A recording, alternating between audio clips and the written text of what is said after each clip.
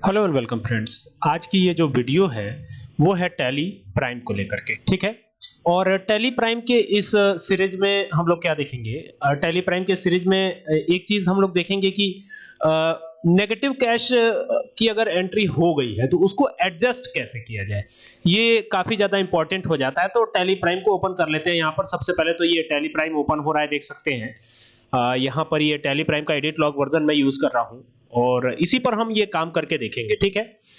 इससे आपको ये भी फायदा होगा कि कभी अगर आपने नेगेटिव कैश वाली एंट्री कर दी या आपके कंपनी में नेगेटिव कैश वाली एंट्री हो गई तो आप उसे बड़े ही आसानी के साथ एडजस्ट करा सकते हैं, ठीक है। तो ये एक कंपनी है माईशॉप वन नाम से। तो हम एक अलग कंपनी बनाएंगे और नई कंपनी पर काम करना, अगर मैं काम करके दिखाऊंगा तो आपको ज्यादा थोड़ा सा कंफर्टेबल होगा।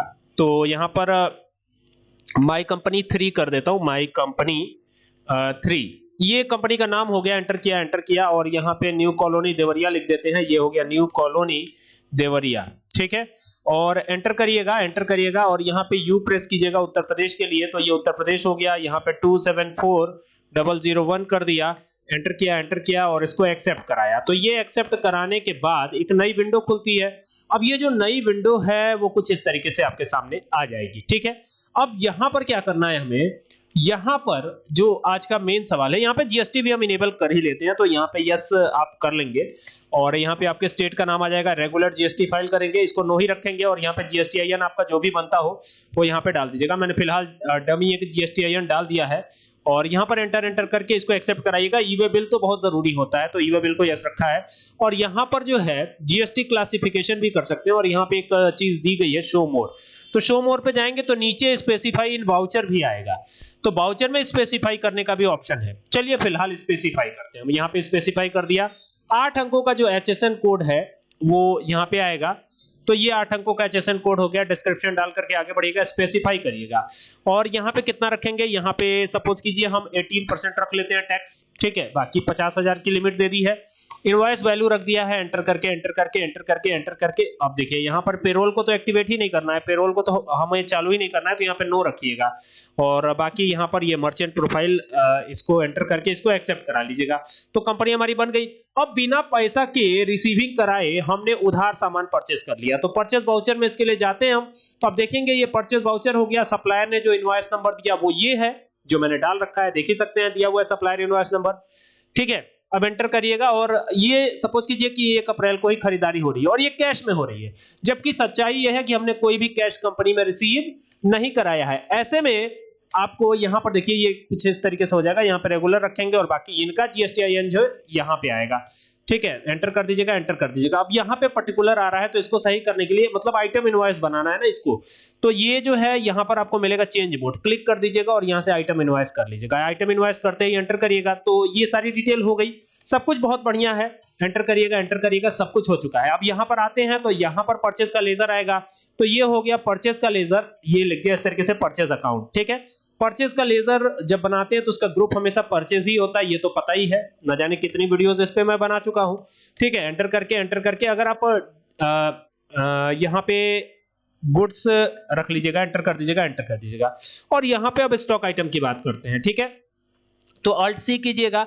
स्टॉक आइटम का नेम क्या है, तो स्टॉक आइटम का नेम है यहाँ पर कीबोर्ड है, या मान लीजिए कि लैपटॉप है तो यहाँ पे लैपटॉप कर लेते हैं, लैपटॉप। ये लैपटॉप की एंटर किया और यहाँ पे यूनिट जरूर बना लीजिएगा, यूनिट नहीं बनाएंगे तो दिक्कत हो जाएगी। तो ये क्रिएट पे जाइएगा और क्रिएट पे जाके यहाँ पे लिखिएगा क्या, यहाँ पे लिखिएगा एनओएस लिख सकते हैं या पीसेस लिख सकते हैं, आपकी जैसी मर्जी आप कर सकते हैं, दोनों में से कोई भी ले सकते हैं, ठीक है। और यहाँ पे क्या करेंगे, PIECE पीस कर देंगे। और यहाँ पे जो है एनओएस के लिए पीस क्या नंबर कर देंगे, बल्कि पीस नहीं बल्कि नंबर करेंगे। तो ये नंबर कर दिया और यहाँ पे एन प्रेस कीजिएगा। एन प्रेस करते ही यहाँ पे आएगा नंबर्स और कीबोर्ड 1.5, पौने 3, 4.5, 5.5 इस अमाउंट में कीबोर्ड नहीं खरीदा जाता है, नहीं बेचा जाता है। कीबोर्ड जब भी बेचा जाएगा, खरीदा जाएगा तो होल खरीदा जाएगा, मतलब 1, 2, 5, 10, 20 ऐसे 5.5, 6.5, 16.5, 15.5 ऐसे नहीं, तो इसीलिए 0 रख दिया यहाँ पे नंबर ऑफ डेसिमल प्लेसेस और इसको एंटर करके एक्सेप्ट करा लिया। बाकी अगर जीएसटी की डिटेल को अगर अल्टर करना चाहे तो यहाँ से कर सकते हैं, फिलहाल हमारा ऐसा कोई इरादा नहीं है, एंटर करके इसको एक्सेप्ट करा लिया है। अब यहाँ पर 50 लैपटॉप हम परचेस कर रहे हैं, रेट क्या है, खरीद रेट है 32,000 रुपए। कितनी है, 32,000 रुपए। इस पे टैक्स भी लगा हुआ है, जीएसटी भी लगा हुआ है, तो फिलहाल हम यहाँ पे करेंगे सीजीएसटी क्योंकि सेम स्टेट का मामला है। ग्रुप रहेगा इसका ड्यूटीज एंड टैक्सेस, क्या रहेगा, ड्यूटीज एंड टैक्सेस रख लीजिएगा, जीएसटी कर दीजिएगा और यहाँ पे ये सीजीएसटी हो जाएगा और बाकी एंटर करके और यहाँ पे नॉर्मल राउंडिंग करके इसको एक्सेप्ट करा लीजिएगा। तो ये 1,44,000 का सीजीएसटी हो गया। अब सीजीएसटी के बाद एसजीएसटी भी लगता है, ये ध्यान रखिएगा, तो यहाँ पे कर दीजिएगा एसजीएसटी, ये एसजीएसटी हो गया, ड्यूटीज एंड टैक्सेस जीएसटी, और एसजीएसटी के लिए हम ये यहाँ पे लगा देंगे एसजीएसटी, यूटीजीएसटी, ये टैली प्राइम एडिट लॉग में एक ही साथ आ गया है। नॉर्मल राउंडिंग करके एंटर करके इसको एक्सेप्ट करा लीजिए, तो ये 1,44,000 1,44,000 दोनों आ गया, ये टैक्स है हमारा, ठीक है ना। तो ये हो गया, एंटर किया और यहाँ पे जो है एंटर करेंगे नरेशन डाल देंगे। क्या लिखेंगे नरेशन में, the goods have been purchased PURCHASED on credit, ये हो गया ऑन क्रेडिट, और एंटर करके इसको एक्सेप्ट करा लिया। बिल हमारा बन गया, लेकिन कितने का बिल बना जरा देखिएगा, यहाँ पे दिखाता हूं आपको। 16 लाख का तो सामान है और उस पर 1,44,000 1,44,000 सीजीएसटी 1,44,000 और एसजीएसटी 1,44,000, तो कुल मिलाकर के ये अमाउंट जो है यानी 18,88,000 रुपए कुल अमाउंट हुआ है, ठीक है। अब ये जो 18,88,000 रुपए है ये कैश में यूज किया गया है, जबकि सच्चाई ये है कि हमारे पास तो कोई कैश ही नहीं था। हमारे पास कैश कहां था, हमने कैश तो रिसीव ही नहीं कराया था कंपनी में, ना ही बैंक में रिसीव कराया था, ना ही कंपनी में रिसीव कराया था। अब सवाल ये उठता है कि नेगेटिव कैश का मैसेज भी नहीं आया। ये इसलिए नहीं आया क्योंकि ये परचेजिंग डायरेक्टली यहां पर कैश का लेजर लगा के करी जा रही है, लेकिन सच्चाई ये है कि 18,88,000 हम माइनस में चल रहे हैं, ठीक है, हम 18,88,000 माइनस में चल रहे हैं, ये बात ध्यान रखिएगा, ठीक है ना।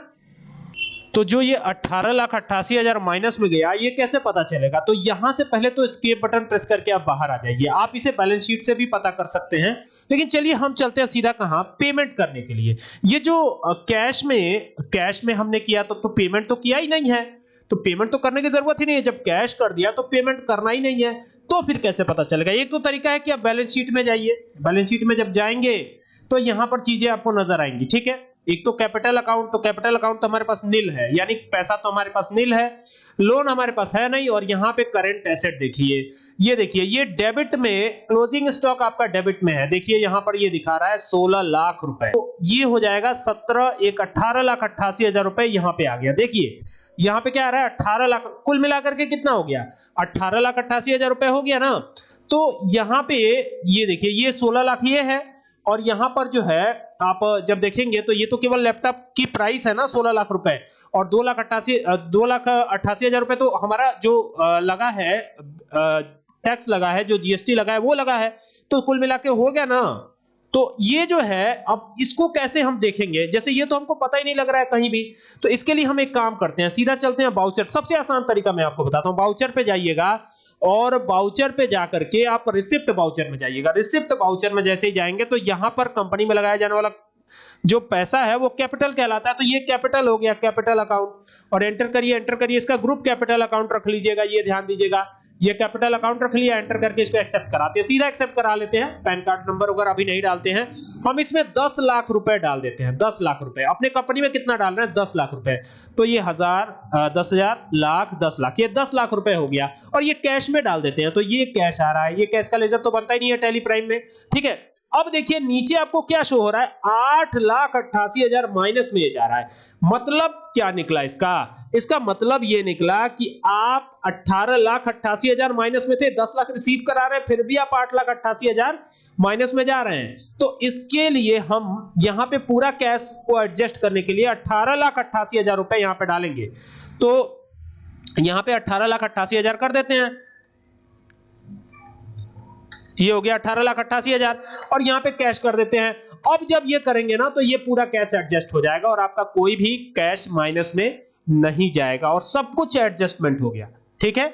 इस तरीके से आपको एडजस्ट करना है। अब जब आप बैलेंस शीट में जाएंगे या कहीं भी जाएंगे तो आपको सारी चीजें बराबर मिलेंगी। यानी कि यहां पे देखिए ये बी प्रेस करके बैलेंस शीट में आते हैं, तो अब आप देखेंगे कि यहां भी 18,88,000 और यहां भी 18,88,000, ये दोनों बराबर हो जाएंगे, यानी लायबिलिटी साइड भी और एसेट साइड भी। ठीक है, उम्मीद करता हूं बात आपके समझ में आ गई होगी कि कैसे क्या करना है और कैसे इसको एडजस्ट करना है। तो अगर आपको वीडियो पसंद आए तो इसको शेयर कीजिएगा। सूरज सर के साथ जुड़ने के लिए बहुत बहुत धन्यवाद आपका।